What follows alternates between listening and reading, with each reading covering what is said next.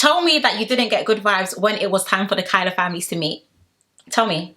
Because if you do, I know you're lying.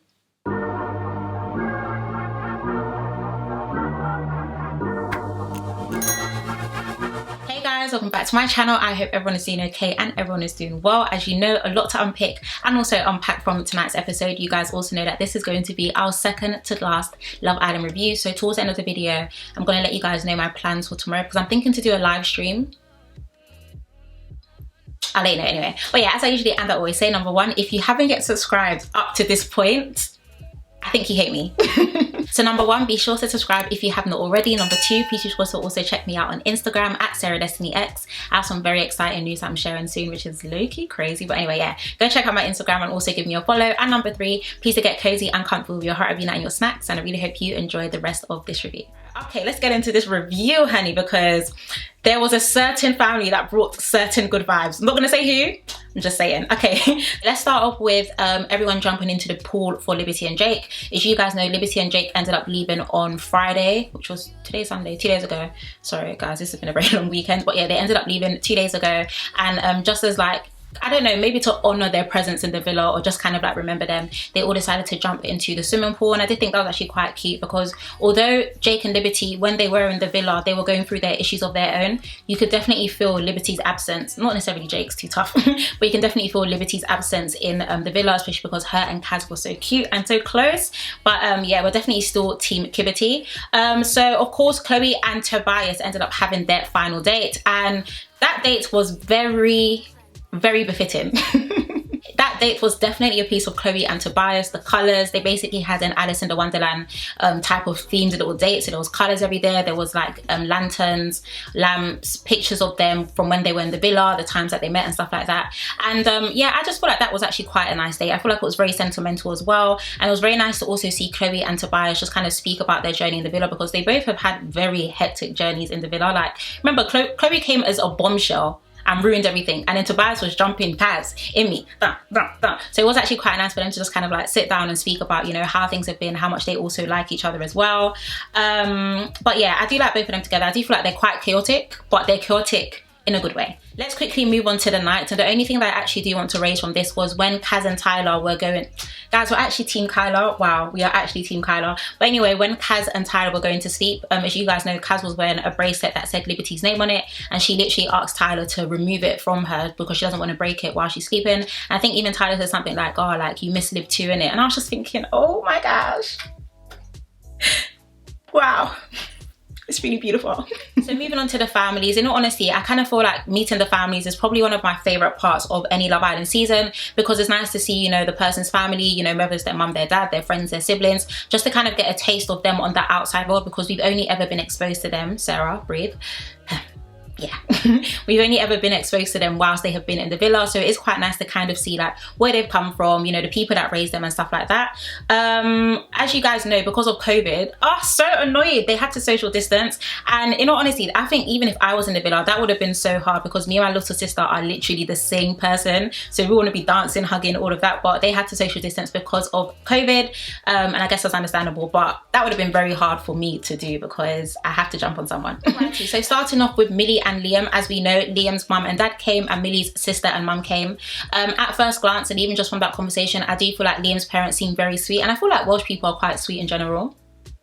Like, people from Wales are usually good vibes. Well, people that I've met anyway have been good vibes, but I think that was actually quite nice. Of course, they were having a conversation about everything that happened in Castle Moor, and Liam was just letting, you know, both the parents know that, oh, I did mess up, but, you know, I do really like Millie and things like that. He was even crying, which was really cute. I like it when boys are in touch with their emotional side. You don't want someone who's heartless. It's not given. But yeah, I did think they were actually quite cute. And even Liam's dad, who is a very smooth talker, by the way, Liam's dad did say, you know, Millie is beautiful on the inside and out. So moving on to Millie's family as well, I do feel like Millie's sister and mum seemed like such cute vibes, and Millie seems like a sweet girl anyway. I have been saying this since she did enter the villa. I've been in love with her fits. Millie has never disappointed, but aside from that, I do feel like you can see her sweet nature from her mum and also from her sister. The only issue that I think will be a huge problem is their distance. They are so far. Like, I think Millie's in Essex and Liam is in Wales.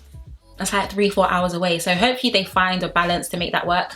But I think their family meetup was definitely a success. Moving on to Faye and Teddy. I have words. But yeah, Teddy's brother and friend came, and Faye's sister and bestie came. We'll start off with Faye's conversation with her sister and her bestie. They did voice to her that, you know, mum and dad are very proud of you and stuff like that. And people did mention this on the timeline, and also my sister said it as well. You can kind of tell that maybe Faye doesn't have people around her that can hold her accountable to a certain level in regards to the things that she done. Because in all honesty, if I was Faye's friend and I was invited to come on Love Island, I'd have been like, sis, what was that? Moving on to Teddy's brother and his friend.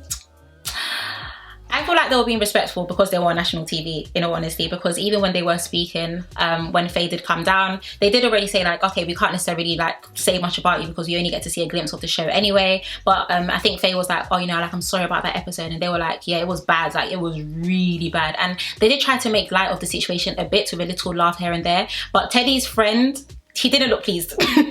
But they did also say that they could see progression, and the progression that both Teddy and Faye have made in the villa. Of course, even when they ended up leaving again, Faye, like, she did voice again like, oh, you know, like, I'm very sorry and stuff. But I don't know if Teddy's brother and friend were that amused. And in all honesty, this isn't just because, like, I know a lot of people think, oh, I hate Faye, I hate Faye. It's not that I hate Faye, I just, her and Teddy, they just didn't really give, for me, exactly what it's supposed to give. But I do feel like out of all of the family meetups, theirs was the most underwhelming. Yeah, I feel like theirs was the most underwhelming, if I'm going to be very honest with you. But yeah, because if I talk, you're going to say I'm talking. Moving on to Kyla. Guys, the way I was smiling at my TV, maybe I was in Love Island with them because the vibes were correct. So Kaz's mum and sister came, and Tyler's mum and dad, and guys, the vibes were actually correct. Tell me that you didn't get good vibes when it was time for the Kyla families to meet. Tell me. Because if you do, I know you're lying. I really loved Tyler's mum and dad. They were brutal and honest with it. And I feel like that's something that you get a lot with black parents anyway, just to say. I can only speak for black people like that because I'm black myself. But I do feel like a lot of black parents are actually very blunt and very honest and stuff like that. And the parents were literally just letting him know. I think even the dad said when the whole Castle Moore stuff was happening, he was literally shouting at his screen like, what are you doing? But they did say that they are very, very, very happy that Tyler did pick Kaz. And I'm happy as well, especially with all the other backlog that's come from Castle Moore and like the interviews with like Clarice and all that type of stuff. I don't know, it's not really given, but I am very happy as well that Tyler chose Kaz and that his parents can also see that as well. Like, even, yeah, I even wrote it down. Tyler has said there's no way that no one had nothing on that girl, and that's true. Nobody has nothing on Kaz. Let's move on to Kaz and her sister, because they are actually a whole mood. Kaz's sister is honestly just as gorgeous, and her mum, chef's kiss, auntie, give it to them. But guys, it was honestly good vibes, okay? Definitely good vibes. And another thing that I did also like from their meetup as well was Kaz and Tyler did actually ask Tyler's parents, like, you know, what advice would you give us for the outside world? And Tyler's mum, I believe, said, you know, like, straight tunnel vision. Don't look around or don't look at what everyone else is doing. You just need to focus on yourself and build together. And I thought that was actually quite nice because I did say this in my, not my last review, but the review before. Love Island, as much as it is real, it is still a bubble, and you do need to experience your relationship and, you know, this exclusive and boyfriend and girlfriend and all that stuff on the outside world, where you are actually placed and put in outside and realistic situations and scenarios. So I did think that was actually quite good advice that Tyler's parents did give.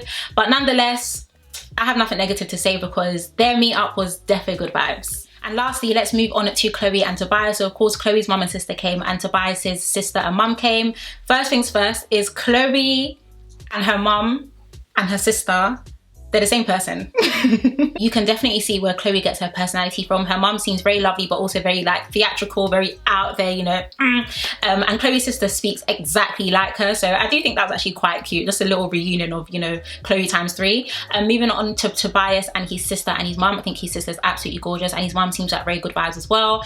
Tobias was actually crying, and I thought that was actually quite cute because I've been away for 2 months. Like, I haven't seen my immediate family for 2 whole months. I'll probably be emotional as well. But I did think that was quite a nice side to see from Tobias as well, because I don't think we've seen him be that emotional since the season started.